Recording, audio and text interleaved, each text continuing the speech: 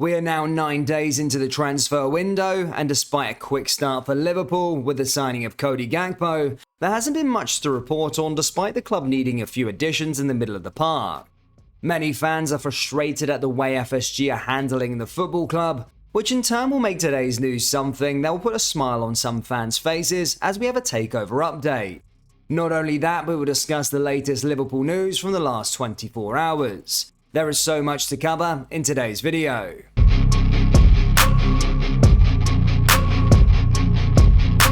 And hello everybody, welcome back to the channel guys. Before we get into today's video, please do smash that like button and subscribe to the channel for daily Liverpool content. Should Liverpool emerge as victors in their third round replay at Wolverhampton Wanderers, they will face Brighton in the fourth round of the FA Cup at the end of this month. The Reds were in the draw for the next round after their 2-2 draw against Wolves on Saturday, but will only be sure of their fate in over a week's time. Wolves will host the replay at Molineux after they were reintroduced to the competition this season, much to Jurgen Klopp's dismay. And if Liverpool secure victory against the Midland side to continue their title defence, they will make a trip to Brighton in the next round after the draw was made on Sunday. The potential match against Brighton at the Amex will take place over the weekend of January 27th to 30th and is always subject to television selection. The match will fall between the visit of Chelsea on January 21st and a trip to Wolves on February 4th in the Premier League. This is the full fourth round draw.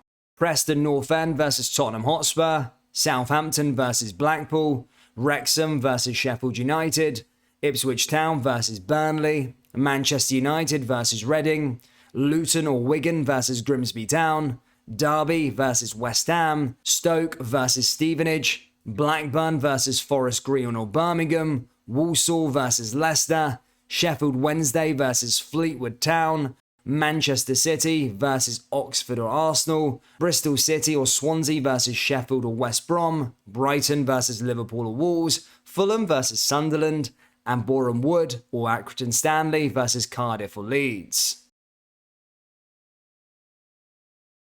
Calvin Ramsey saw red and Curtis Jones played 45 minutes as Liverpool's under-21 saw their 2023 start with a 2-0 defeat at the hands of Tottenham, with Jurgen Klopp watching on. Jones and Ramsey have made 9 appearances between them this season, with injury curtailing any influence that they hope to have on Klopp's first team thus far.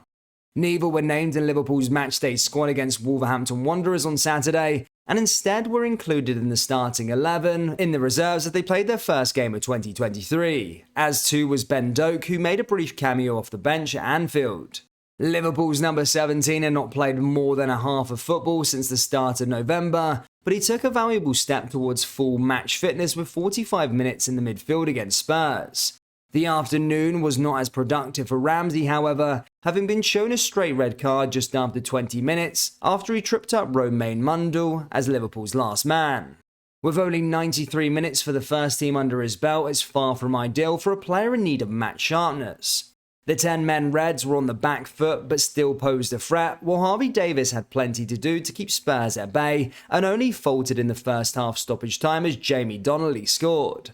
For the start of the second half, Luton swapped Jones and Doak for Jake Chain, and Lucas Stevenson for what was almost certainly to have been 2 pre-planned substitutions. The young Reds asked question as Spurs' Bobby Clark saw an effort tipped onto the upright, and Kane found the crossbar after following in another effort at the 17-year-old Clark. No breakthrough could be found though, and Tottenham wrapped up the result in the 80th minute with a looping header from Fagan Walcott as Klopp and Vitor Matos watched on. On a positive note, there was a return to action for Harvey Blair off of the bench, who last played in October. It's now been more than 2 months since it come to light that Fenway Sports Group had put Liverpool up for sale. When the news was broken by The Athletic at the start of November, it certainly came as somewhat of a surprise. Having owned the club since 2010, FSG helped restore the Reds' position back to the top of European football, winning every piece of silverware. Still, the American group confirmed they are seeking additional investment, which Liverpool manager Jurgen Klopp welcomed. FSG have run the club on a sustainable model, but given the ever-rising of transfer fees and wages, any financial help comes in handy. The Reds haven't been short of interest, according to FSG partner Sam Kennedy when speaking in November, and that numerous potential partners were considering investment. Possible investors from the likes of Dubai, Saudi Arabia, Qatar, India, Germany and America have been linked. Still, there's been little movement on a potential sale as of late. It seems FSG reportedly prefer a partial rather than a complete sale. Just weeks after FSG outlined their position, the Glazer family confirmed Manchester United were considering an all-strategic alternative, including new investment into the club as sale or other transactions. They too put the Red Devils onto the market. As a result, it has meant that the two of the Premier League's biggest clubs were hoping to attract new investment.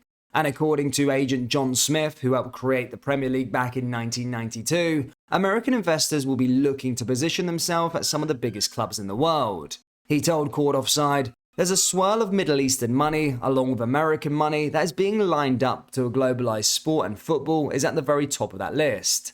I think at the very top, fans could see another Super League breakaway attempt, potentially funded by those in the Middle East, as opposed to a previous attempt that was backed by JP Morgan. There is definitely going to be some big global movements, which is one of the reasons why America investors are the favourites to take over the biggest clubs like Manchester United and Liverpool, as there is a lot of American interest in the duo." Trent Alexander-Arnold notched his second assist of the season in the 2-2 draw at Wolves, his 63rd for Liverpool, in a milestone 250th appearance for his boyhood club. A sumptuous long ball over the defence finished by Núñez was the moment of the match for Liverpool, who otherwise struggled to assert themselves on the contest.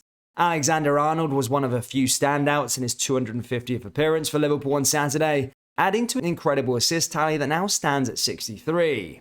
At 24, he is already 10th in the club's all-time assist chart since the stat was recorded after the 1969-70 season, and needs just 21 more to displace Ian Rush in 5th. Michael Reed tweeted and showed that Trent Alexander-Arnold leads the charts for assists in his first 250 games in the Premier League era. He tweeted, "Most assists in the first 250 appearances for Liverpool in the Premier League era. Trent Alexander-Arnold is top with 62, in 61 is Steve McManaman, Andy Robertson is at 60 but has played 5 less games, Mo Salah at 58, Roberto Firmino had 54, Steven Gerrard had 45, Felipe Coutinho had 43 but did play 201 appearances, and Danny Murphy had 41, and again he played 249 appearances. Alexander-Arnold's assist return has not been proved to be as prolific so far this season, in part due to the lack of finish on the other end of his deliveries, which was thankfully not the case on Saturday. His first assist he ever notched for Liverpool was back in November 2016 for Divock Origi, while last season proved to be his most productive with 18, 6 of those were finished off by Diego Jota. Still at the tender age of 24, Alexander-Arnold's potential remains frightening, and there's no doubting his ability to one day catch Sir Kenny Dalglish at the top of Liverpool's charts with 167 assists. Liverpool fans, what do you make of the takeover update, and would you welcome another American owner? Let me know your thoughts down there in the comment section below. That brings us to the end of today's video. Please do smash that like button and subscribe to the channel for daily Liverpool content. Thank you, and I'll see you all next time. Take care. Peace.